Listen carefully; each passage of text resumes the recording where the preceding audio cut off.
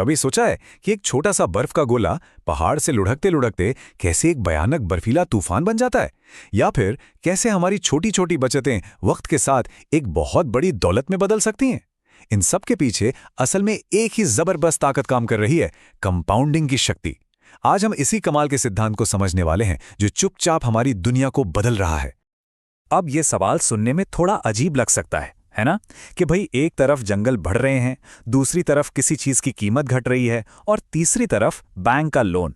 इन तीनों में भला क्या एक जैसा हो सकता है? ये तो बिल्कुल अलग अलग बातें लगती हैं। लेकिन यकीन मानिए, इन सब के पीछे एक ही अदृश्य शक्ति काम कर रही है और वो है कंपाउंडिंग। देखिए, ग्रोथ को ना हम दो तरह से देख सकते हैं। एक होती है साधारण वृद्धि, जो एक सीधी सड़क पर चलने जैसी है, हर कदम बराबर। लेकिन चक्रवृद्धि वृद्धि यानी कंपाउंडिंग, वो एक रॉकेट लॉन्च की तरह है। शुरुआत में धीमी लगती है, पर फिर ये अपनी ही रफ्तार पर सवार होकर इतनी तेजी से बढ़ती है कि आप हैरान रह जाएंगे। क्यों? क्योंकि इसमें ग्रोथ सिर्फ शुरुआत पर नहीं, बल्कि अब तक हुई पूरी ग्रोथ के ऊपर होती है। यही वो नाटकीय फर्क है।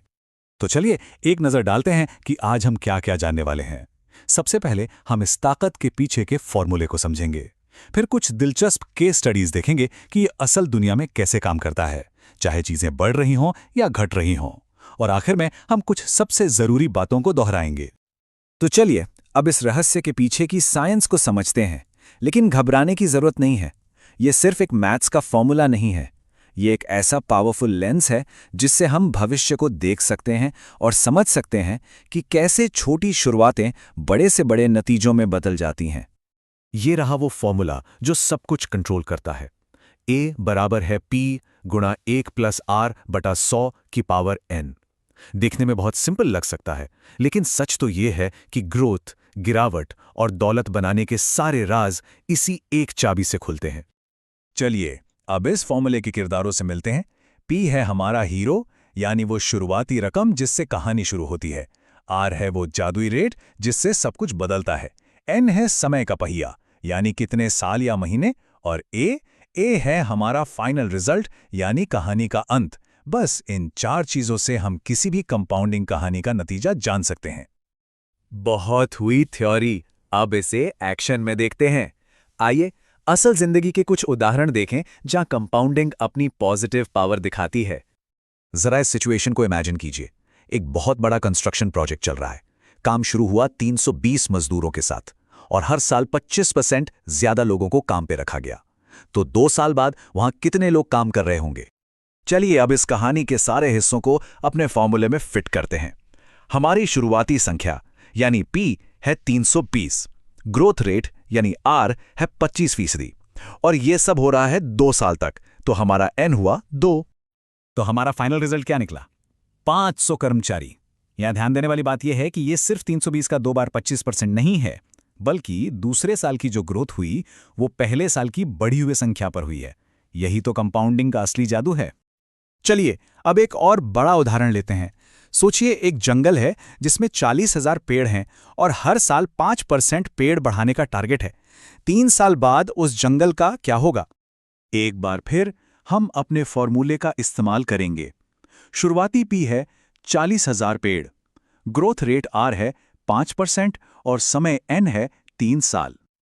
और नतीजा? 3 साल में जंगल में 46,305 पेड़ होंगे, यानी 6,000 से भी ज्यादा नए पेड़। यह दिखाता है कि 5% जैसी छोटी सी दर भी जब लगातार काम करती है तो कितने बड़े नतीजे दे सकती है। अब तक हमने सिर्फ अच्छी अच्छी बातें देखी, चीजों को बढ़ते हुए देखा।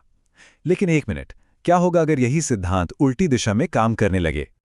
तो अब देखते हैं सिक्के का दूसरा पहलू। कंपाउंडिंग सिर्फ चीजों को बढ़ाती नहीं, घटाती भी है। और इस प्रोसेस को हम कहते हैं डेप्रिसिएशन या मूल्यह्रास। मतलब जब किसी चीज की कीमत समय के साथ कम होती जाती है।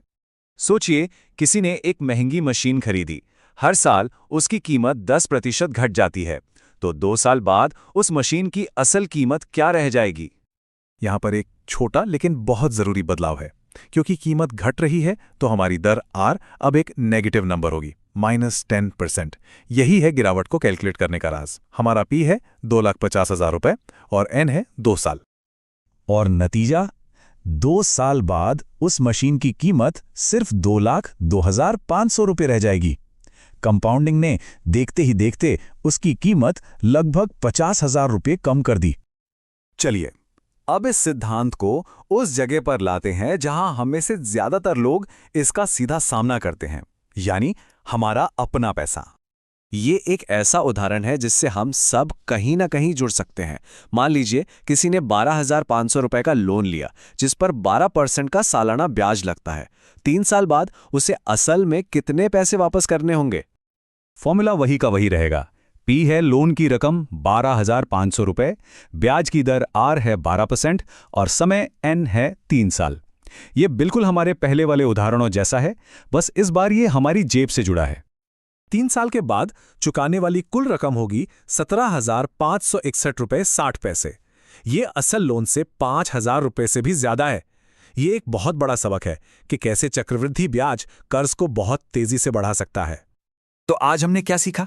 सबसे जरूरी बात यह है कि कंपाउंडिंग एक खामोशी से काम करने वाली लेकिन बहुत ताकतवर शक्ति है। और यह सिर्फ पैसे तक सीमित नहीं है, यह हमारे ज्ञान, हमारी आदतों, हर चीज पर लागू होती है।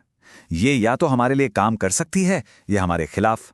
और सबसे बड़ी सीख, छोटी छोटी लगातार की गई कोशिशें वक्त के साथ पहाड़ों को भी हिला सकती हैं।